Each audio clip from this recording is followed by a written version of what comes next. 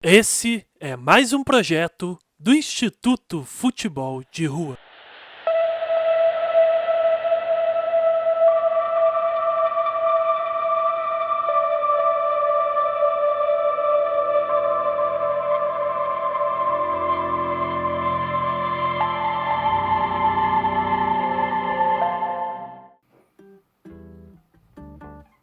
Olá pessoal, tudo bem? Vocês sabiam que história em quadrinhos é o nome dado à arte de narrar histórias por meio de desenhos e textos, dispostos em sequência, normalmente na horizontal?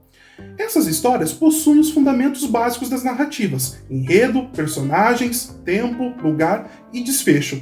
Agora, com licença, pessoal, que eu quero saber o final dessa história aqui. Os artistas utilizam diversos recursos gráficos nesse gênero textual, com o intuito de trazer o leitor para dentro da história contada. Para comunicar as falas dos personagens, são utilizados balões com escrita.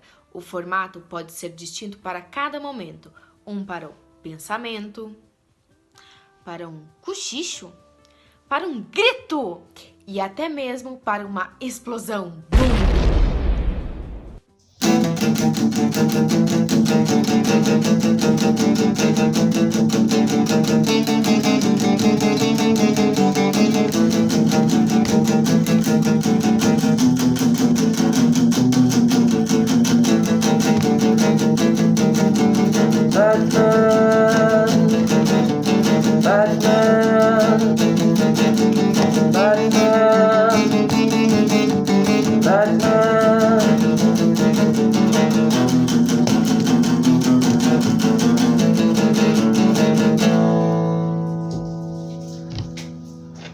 Você sabia que o inventor das histórias em quadrinhos é um americano chamado Richard Outcault? Isso mesmo. A história em quadrinho nasceu em 1895, com esse maluco aí, americano. Eu, particularmente, adoro o Batman, adoro Bruce Wayne, isso mesmo. Eu, quando era criança, eu era sempre o Batman, em todas as histórias. Eu gosto do Homem de Ferro também, mas eu prefiro o Batman. Então é isso, pessoal. Continuem com as histórias de quadrinhos de vocês aí. Um abraço!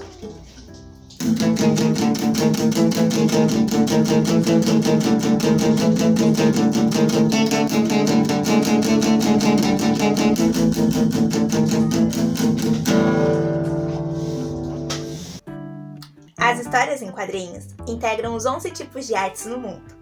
Elas são muito apreciadas pelos jovens por contar de uma maneira divertida e despojada as histórias.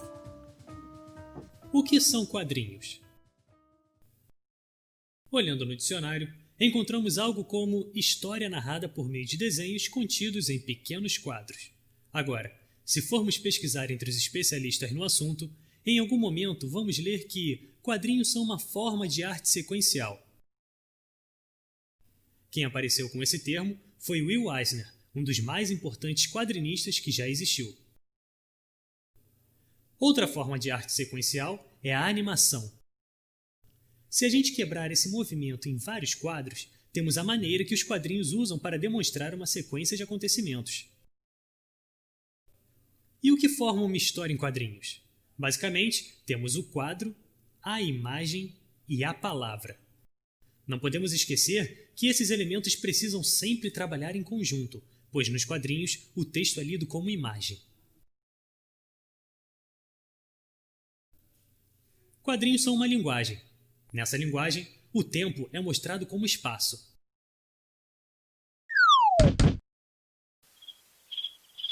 Calma, não se assuste. Isso só quer dizer que o jeito que os quadros são distribuídos determina quanto tempo está se passando. Sendo uma linguagem, temos também certos recursos próprios. Entre os principais, encontramos o balão, usado para envolver as palavras, mostrando ao mesmo tempo quem fala. E as onomatopeias, que indicam os sons do ambiente. No campo da imagem, temos, por exemplo, as linhas de velocidade, que mostram movimento. Mas a cereja do bolo está aqui.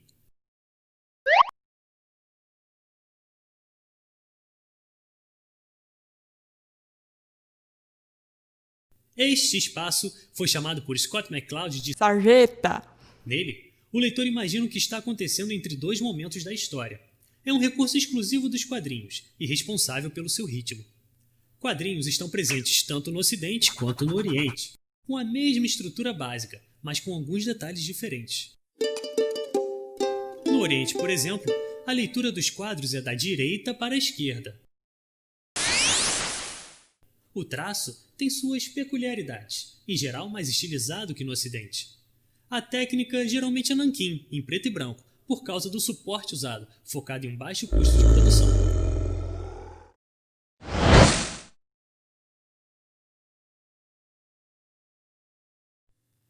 Não por acaso, boa parte dos mangás costumam ser inteiramente produzidos pelos próprios criadores, um sistema que reduz o número de pessoas a serem pagas ao longo do processo, deixando também a criação mais autoral.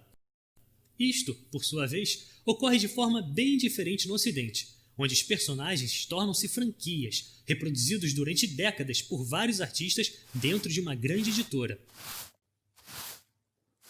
Em um modelo destes, a produção pode contar com profissionais distintos para escrever o roteiro, desenhar, finalizar a arte, posicionar o texto nos balões e colorir.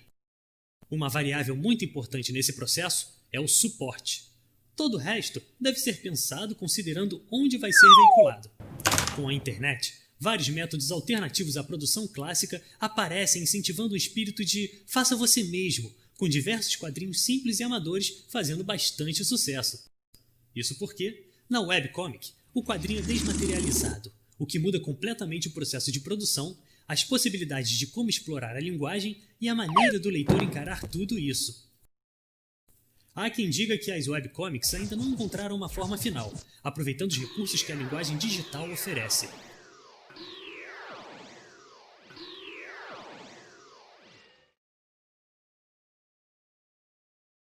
Quando isso acontecer, estaremos diante de uma nova mídia, uma nova forma de arte sequencial, que por sua vez nos fará repensar a pergunta: o que são quadrinhos? Querendo saber mais sobre o assunto? Procure!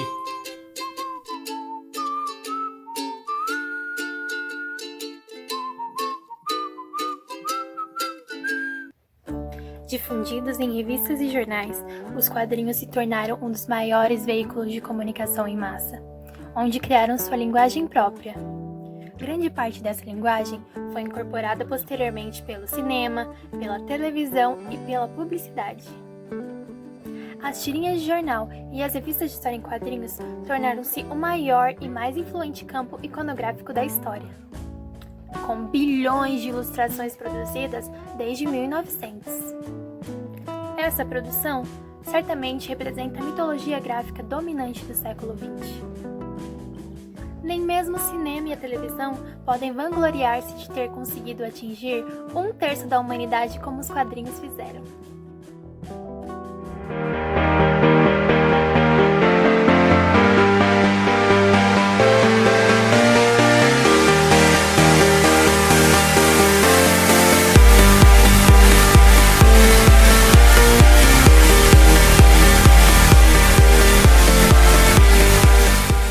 A origem do gibi.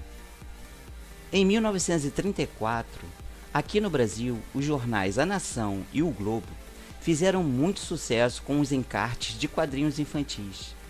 O sucesso foi imenso, com pico de vendas dos jornais nos dias em que os suplementos estavam presentes. Detalhe, esses mesmos jornais eram vendidos nas ruas por meninos que aos berros anunciavam as manchetes. Em 1937, surge a revista em quadrinho Mirim, de Adolfo Aizen, onde as histórias passavam a ser publicadas de forma completa. Uma revolução, pois nos suplementos elas eram divididas em capítulos, agora eram histórias completas. Em 1939, Roberto Marinho, do jornal O Globo, para competir diretamente com a revista Mirim, lança uma revista chamada Gibi. Veja que Gibi era apenas o nome da revista de história em quadrinhos. Na edição número 3 da revista Gibi, foi publicado um conto, que conta a história de um menino chamado Gibi. A revista Gibi não foi a primeira revista em quadrinho no Brasil.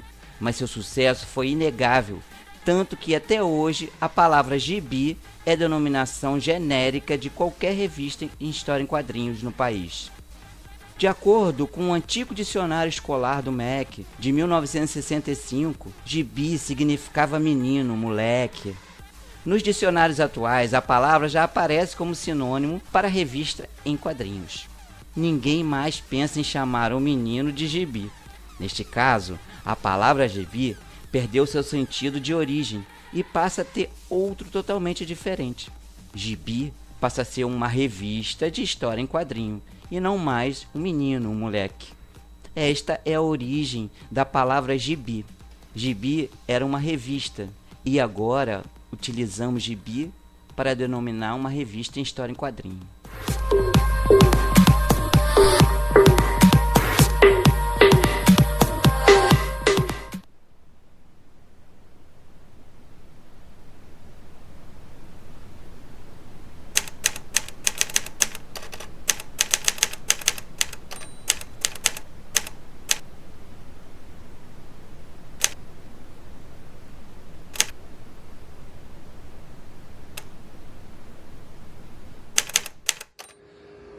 Olá pessoal, vim aqui para falar um pouquinho com vocês, representando aí meu amigo, camarada Carlinhos Neves, aí, o embaixador e representante do projeto Futebol de Rua, que no momento está sem as ruas, né?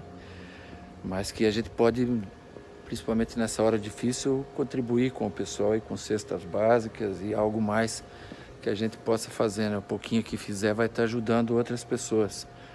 O momento é de solidariedade e nada mais do que a gente dar o exemplo, né? Para que outros possam seguir também e ajudar um pouquinho mais esse pessoal aí. Então, junto com o Carlinhos Neves aí, apoiando o projeto Futebol de Rua. Um abraço a todos, um abraço Carlinhos, um abraço pessoal.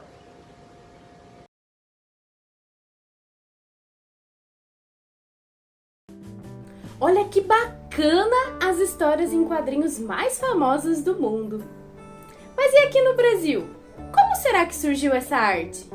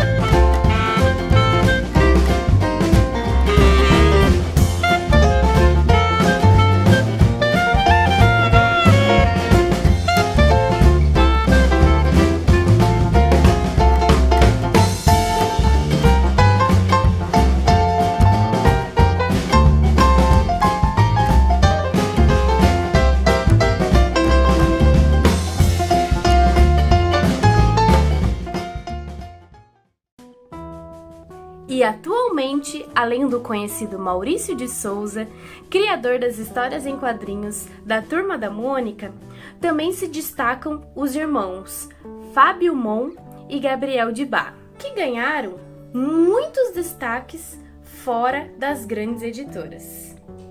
A série da Vertigo, ela consegue ser emocionante em todas as suas edições. Isso porque elas inserem na sua analogia uma trama sobre a vida humana. Oi pessoal, tudo bem? Eu estou muito feliz em participar de mais um programa cultural, principalmente com esse tema que eu adoro, que são as histórias em quadrinhos, que fez parte de toda a minha infância. Eu quero aproveitar esse momento para fazer uma homenagem bem singela, porém com muito carinho, para o artista Rodrigo Belato, que nos deixou recentemente. Rodrigo Belato foi um artista muito importante no Paraná, muito atuante, né? Ele foi arte educador, palestrante, desenhista e principalmente um cartunista incrível. Ele foi criador dos personagens como o Punk Afonso, Pingo, o Cão e do personagem Décio. Rodrigo Bellato também foi pioneiro nas histórias em quadrinhos digital. Então, Rodrigo Bellato, muito obrigado pela sua trajetória tão importante, tão linda, na história da arte no Paraná. Gratidão. Ei, crianças, lembrem-se que a nossa maior heroína hoje é a máscara. Sempre que for sair, use máscara e lave bem as mãos quando chegar em casa. Usem também álcool em gel. E quem puder, fique em casa. Tchau! Olá pessoal, eu sou Dani Nascimento, diretora e proprietária da Casa Cultural Bella Boni. Hoje eu tenho um recado bem importante para vocês. Essa semana nós estamos tendo a oportunidade de ter a Bienal de Quadrinhos. Alguém conhece a Bienal de Quadrinhos? A Bienal de Quadrinhos é um dos eventos mais importantes para os amantes das HQs. E eu estou aqui para homenagear um grande cartunista que está sendo uma das exposições mais comentadas nesta Bienal de Quadrinhos online que estamos tendo, que é sobre o cartunista e quadrinista Rodrigo Bellato. Rodrigo Bellato foi sócio-fundador da Casa Cultural Bella Boni e ele recentemente partiu, né? Mas ele deixa um legado incrível, né? Que é a paixão pelos quadrinhos, a paixão pelo desenho, pelo estudo, pela técnica. Então, eu vou cantar uma canção que ele gostava muito, que chama-se Maria Maria. Ahé, ahé, ahá, é, ahé, ahá, é, ahé, ahé, é, la la la la la la la la la la la. Mas é preciso ter força, é preciso ter raça, é preciso ter gana sempre. Quem traz no corpo a marca Maria, Maria mistura a dor e a alegria. Mas é preciso ter mãe, é preciso ter graça, é preciso ter sonho sempre. Quem traz na pele essa marca possui a estranha mania de ter fé na vida. Ahé, ahé, ahá, é, ahé, ahá, é, ahé, ahé, é, la la la la la la la la la la la la la la la la. E é isto, eu homenageio Rodrigo Bellato por tudo que ele fez pela sua arte maior, que era os quadrinhos. Ele acreditava que todas as pessoas que tivessem acesso às HQs, tivessem acesso aos desenhos, poderia se transformar. E esta foi a missão dele nesta terra, levar os quadrinhos às crianças, aos adolescentes, aos adultos, a todas as pessoas que pudessem chegar até ele. A Casa Cultural Bella Boni continua à disposição e eu convido todos vocês a prestigiar do dia 20 ao dia 23 de agosto a Bienal de Quadrinhos online e visitar a exposição de Punk Afonso, o seu personagem mais carismático. Lembrando, essa aqui é a primeira revistinha, a número 0, né, que ele fez. São 9 revistas que ele conseguiu fazer, né, impressas. Temos apenas algumas, mas temos todas elas. Então, fica o convite. Curta, aprecie e divulgue. E quem quiser fazer aula de quadrinhos, a Casa Cultural Bella Boni, uma agência escola de quadrinhos e música, está à disposição de vocês. Beijos e até a próxima! A nossa live chegou ao fim. Mas semana que vem tem mais. Não se esqueça, para concorrer ao sorteio dos prêmios, você tem que ir lá no nosso Facebook, curtir a nossa página, curtir o post da live de hoje, colocar o seu nome completo, bairro e telefone. Tchau, pessoal! Até semana que vem!